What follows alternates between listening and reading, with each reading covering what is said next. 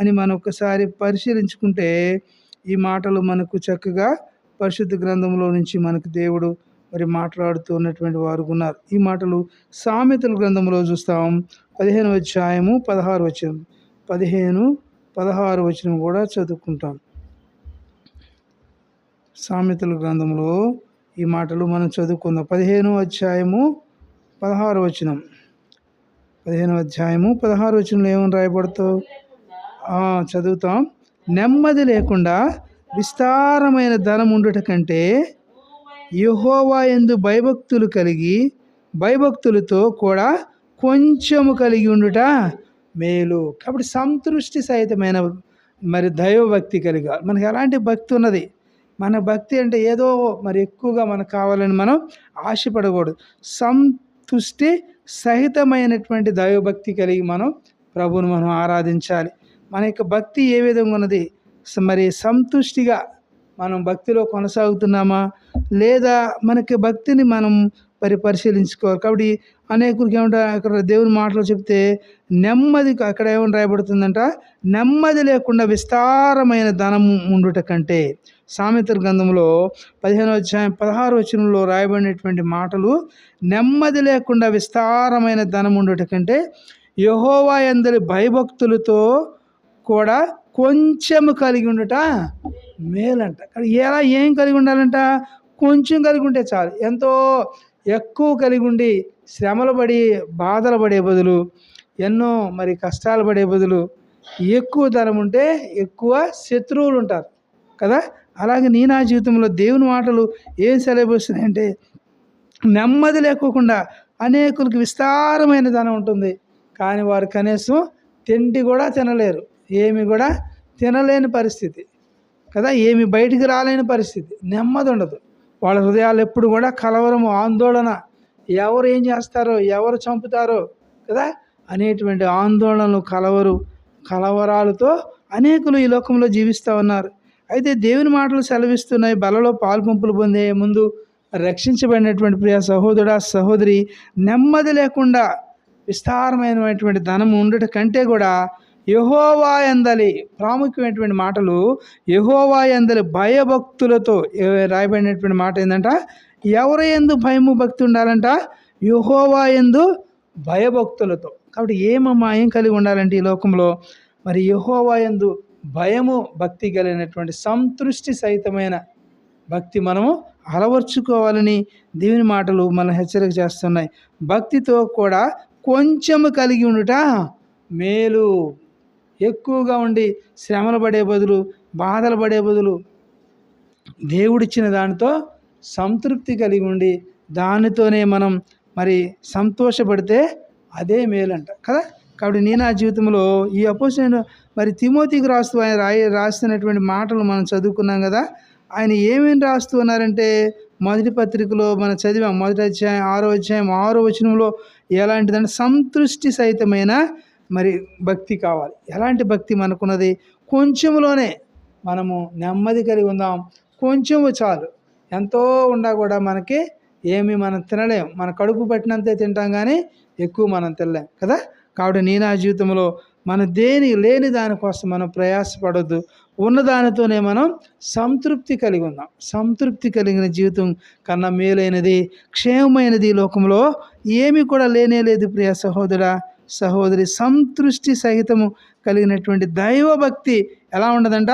గొప్ప లాభ సాధకమైనది. ఎలాంటి సాధకం అంటే గొప్పది, లాభంలో కూడా గొప్ప లాభ సాధకం. సంతృష్టి కలిగినటువంటి భక్తి. ఇక్కడ మంచి సంతృప్తిమైనటువంటి వాక్యం ఉన్నది, ప్రార్థన ఉన్నది. నాకు చాలు ప్రభా, ఇంత సంతృప్తిగా నన్ను నువ్వు పోషిస్తున్నావు, నీ వాక్యంతో నన్ను భద్రపరుస్తున్నావు, నువ్వు మాట్లాడుతున్నావు ప్రభా. నాయన, నీ మాటలు నన్ను ఆదరిస్తున్నాయి, నీ మాటలు నన్ను బలపరుస్తున్నాయి, నీ మాటలు నన్ను ప్రోత్సహిస్తున్నాయి అని దేవునిలో మనం ఎలా ఉండాలంట? సంతృష్టి కలిగి ఉండాలి. అనేకులకి ఎక్కువ ఉండా కూడా ఇంకేమున్నా కూడా ఇంకేమున్నాయి, ఏమీ లేవు కదా. అనేకులకి అన్నీ ఉన్నాయి, మాకు ఏమీ లేవు కదా, ఇయే కదా. అయితే ఇక్కడ ఏం రాయబడుతున్నది? 7వ వచనంలో, మనం ఈ లోకములోనికి ఏమీ తేలేదు, దీనిలో నుండి ఏమీ తీసుకుని పోలేము, కాగా అన్న వస్త్రములు గలవారమై ఉండి వాటితో తృప్తి పొంది ఉండాలి. మనం వేటితో తృప్తి పొంది ఉండాలి? ధనముతో కాదు, ఐశ్వర్యంతో కాదు, మరి ఏవో మరి మరి నగలతో కాదు, కానీ ఏవేవో మరి బంగళాలతో కాదు, కారులతో కాదు, కానీ మన దేవుని వాక్యం ఏం సెలవిస్తుందంటే బల్లలో పాలు పంపులు పొందే ముందు నిన్ను నన్ను కూడా మనం ఈ లోకములోనికి ఏమీ కూడా తేలేదు అనేటువంటిది మనం జ్ఞాపకం ఉంచుకోవాలి. తల్లి గర్భంలో నుంచి వచ్చినప్పుడు మనం ఈ లోకంలోనికి ఏమైనా చేతపుచ్చుకొచ్చామా? ఏమీ రాలేదు. మనం దిగంబరిగా వచ్చాము, దిగంబరిగానే వెళ్ళిపోతాం. మనం ఈ లోకంలోనికి ఏమీ తీసుకురాలా, ఏమీ తీసుకెళ్దాం. కాబట్టి మనం ఏం కలిగి ఉంటే మేలండి దేవుని వాక్యం సెలవుస్తుందంటే దీనిలో నుండి ఏమీయో తీసుకోవాలి. దేనిలో నుండి? ఈ భూలోకంలోకి వచ్చినటువంటి నీవు నేను కూడా ఈ భూలోకంలో ఉన్నటువంటి మనకు దేవుడు అనుగ్రహించినటువంటి వస్తు వాహనాలు ఏమైనా కూడా మనం ఏమి కూడా చేతపుచ్చుకొని పోలేం. కాబట్టి ప్రియ సహోదర సహోదరి, బల్లలో పాలు పంపులు పొందే ముందు మనం ఈ లోకంలోనికి ఏమీ తేలేదు, దీనిలో నుండి ఏమీ తీసుకొని పోలేము అని మనం గ్రహించవలసిన వారమై ఉంటున్నాం. అయితే ఇక్కడ అంటున్నాడు కాగా అని రాయబడుతుంది. కాగా ఏం కలిగి ఉండాలంట? అన్న వస్త్రములు గలవారమై వాటితో ఎలా ఉండాలంట? తృప్తి పొంది ఉండాలి. అన్న వస్త్రాలు. అనేకులకి అన్నం లేదు, అనేకులకు వస్త్రాలు లేవు కదా, అనేకులు మనం చూస్తాం. కాబట్టి దేవుడు మనకిచ్చిన దాంతో మనం సంతృప్తి కలిగి ఉండాలి. దేవా ఇక్కడ ఏం రాయబడుతున్నది? ఆ మాట 9వ వచనంలో చూస్తే ధనవంతులగుటకు అపేక్షించువాడు వారు శోధనలోను ఊరిలోను అవివేకయుక్తములను హానికరములనైన అనేక దురాశలలోను పడుదురు.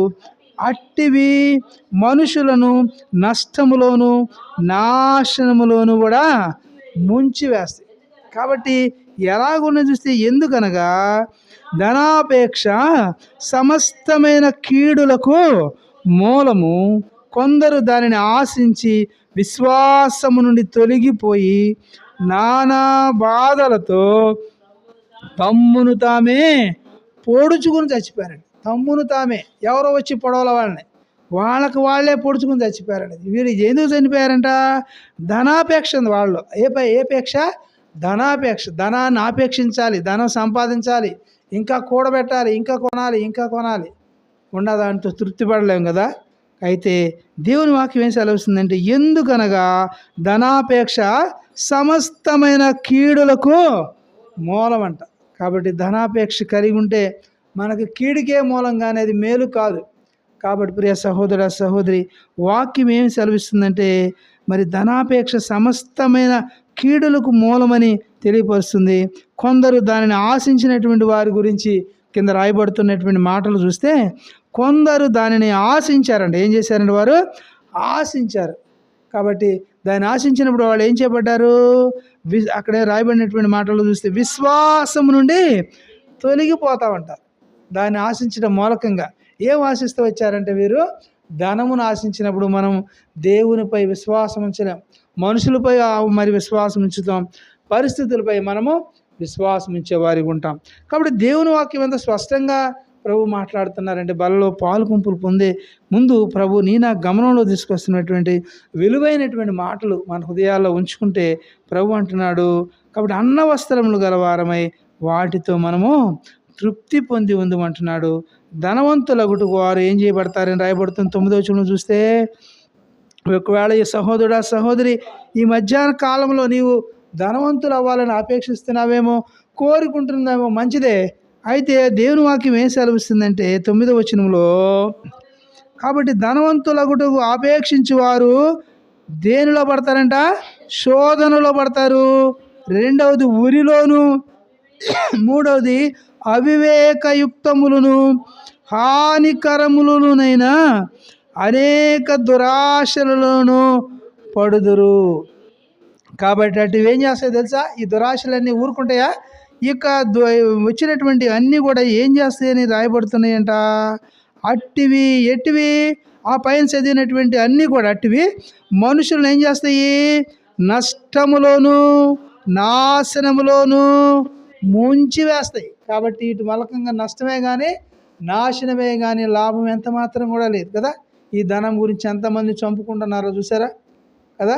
కాబట్టి ప్రియ సహోదరా సహోదరి, ఇవి మనిషికి ఏం చేస్తాయండి? నష్టాన్ని కలిగిస్తాయి, నాశనాన్ని తీసుకొస్తాయి. కాబట్టి దేవుడు ఇచ్చినటువంటి సంతృప్తి కలుగు సంతృష్టి సహితమైన మరి దైవభక్తి గొప్ప లాభసాధకం. ఏదంటే మనకు లాభసాధకము సంతృప్తి కలిగినటువంటి భక్తి కలిగి దేవుని కొరకు మరి చక్కగా బ్రతికి దేవుడు మనకిచ్చిన దినములన్నీ కూడా సంతోషంగా సంతృప్తిగా గడిపి ఈ లోకాన్ని విడిచిపెట్టడమే మనకి శ్రేష్టమైనది కనుక. ఎందుకంటే ఈ లోకంలో మనం ఏమి కూడా తీసుకురాలేదు, ఈ లోకం మంద కాదు, ఈ లోకం నుంచి ఏమి కూడా తీసుకుపోలేం. కాబట్టి ఎలా వచ్చామో అలాగే వెళతాం. కాబట్టి దేవుని మాటలు ఎంత స్పష్టంగా అనిపిస్తున్నాయి 10వ వచనంలో చూస్తే, ఎందుకనగా ధనాపేక్ష ఎలా ఉంటుందంట? సమస్త కీడులకు మూలము. ఏది మూలము? మనిషిని నాశనం చేయడానికి, మనిషి నష్టంలోనే తీసుకెళ్ళడానికి ఏది కారణము, ఏది మూలముగా అని కనిపిస్తుందని చూస్తే బైబిల్లో ఆయన రాస్తున్నటువంటి మాటలు చూస్తే మన గమనంలోనికి ఆయన తీసుకొస్తున్నటువంటి మాటలు, ధనాపేక్ష సమస్తమైన కీడులకు మూలము, కొందరు దాన్ని ఆశించి విశ్వాసం నుండి ఏం చేయబడ్డారు? వాళ్ళు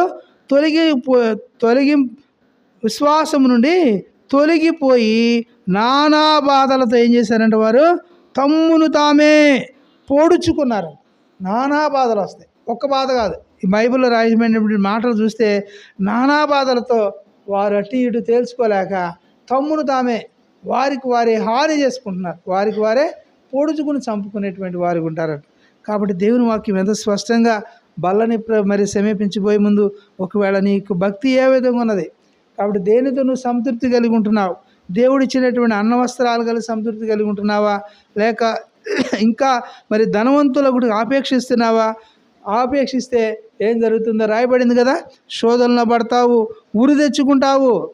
కాబట్టి ఏం చేయబడ్డాడు? ఇస్కరియోతు ఏం చేయబడ్డాడు?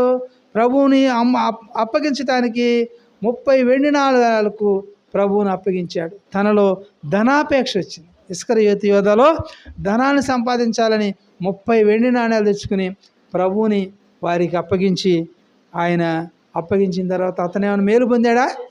ఏమైనా మేలు పొందాడంటే తను తానే ఉరి వేసుకుని చచ్చిపోయాడు కదా. కాబట్టి ధనాపేక్షలుగా అగుటకు మనము ఆపేక్ష వద్దు. దేవుడిచ్చిన దానితో సంతృప్తి కలిగి ఉందాం. ఎందుకంటే ఈ లోకంలోకి మనం ఏమీ తీసుకురాలేదు, ఏమీ తీసుకుని పోలేదు. కాబట్టి దేవుడిచ్చిన దానితో సంతృప్తి కలిగినటువంటి జీవితంతో మనం జీవించుదాం. చివరి మాట కూడా మనం చదువుకుని మరి ధనాపేక్షకులు అవ్వాలని ఉండేటువంటి వారు ఎలా ఉంటారని చూస్తే అక్కడ ధనాపేక్ష మరి 10వ వచనం చూస్తే, ధనాపేక్ష సమస్తమైన కీడులకు మూలము, కొందరు దాన్ని ఆశించి విశ్వాసం నుండి తొలగిపోయి నానా బాధలతో తమ్మును తామే పొడుచుకున్నారంట. కాబట్టి నా జీవితంలో ప్రభు ఇచ్చిన దానితో మన సంతృప్తి కలిగి ప్రభువుకి ఇష్టముగా ప్రియులముగా దేవుడు మనకిచ్చిన దినములన్నీ కూడా సంతోషంతో సమాధానముతో క్షేమముతో మనము మన దినాలన్నీ కూడా ఆయనలో మనం గడుపుదాం. అంతేగాని ఈ లోకంలో ఇంకా సంపాదించాలి, కొడుకులు సంపాదించాలి, కూతుళ్ళు సంపాదించాలి, మనవలు సంపాదించాలి కదా అని మనం ఎంత మాత్రం కూడా తాపత్రయపడవద్దు. కాబట్టి రేపేమి సంభవించినో మీకు తెలియదు, మీ జీవము ఏ పాటిది అని బైబిల్ గ్రంథంలో రాయబడింది. కాబట్టి ఈ లోకంలోనికి మనం ఏమీ తీసుకురాలేదు, ఏమీ కూడా తీసుకుపోలేం. కాబట్టి దేవుడిచ్చిన దానితోనే ఇక్కడ రాయబడినటువంటి మాట ఒక్క పర్యాయం చదువుకుని మనం సంతృష్టి సహితమైన దైవభక్తి గొప్ప లాభసాధకమై ఉన్నదని మనం ఎరిగి అట్టి విధంగా ఆ యొక్క దైవభక్తిలో మనము విశ్వాసంలో వృద్ధి పొంది దేవుని కొరకై మనం ఎదురు చూసేవారిగా ఉండాలని దేవుడు నన్ను కూడా హెచ్చరిక చేస్తున్నారు. ఒకవేళ నీకు ఇలాంటి ఆశలు ఏమైనా ఉంటే ఇప్పుడే వాటన్నిటిని కూడా మనం తీసేసుకోవాలి. వాక్యపు వెలుగులో మనం విన్నటువంటి మాటలు మన హృదయాల్లో ఉంచుకుని నేను ఏ విషయాలు నిన్ను అభ్యంతరపరుస్తున్నాయో, ఏ విషయాలు నీకు ఆటంకంగా ఉన్నాయో, ఏ విషయాలు నిన్ను కలవరపరుస్తున్నాయో ఆయా విషయాల్లో మనము సమాధానపడి దేవుని యొక్క ప్రభు యొక్క బల్లలో మన యోగ్యమైన రీతిలో మనల్ని మనం పరీక్షించుకుని యోగ్యమైన రీతిలో ఆయన యొక్క మరి శరీరంలోను రక్తంలోను మనము పాలు పంపులు పొందుదాం. దేవుడు మనకు మరి తన యొక్క వాక్యముతో దేవుడు మనల్ని సంతృప్తి పరచునుగాక. ఇప్పుడు మనం బల్లలో ప్రవేశిస్తాం.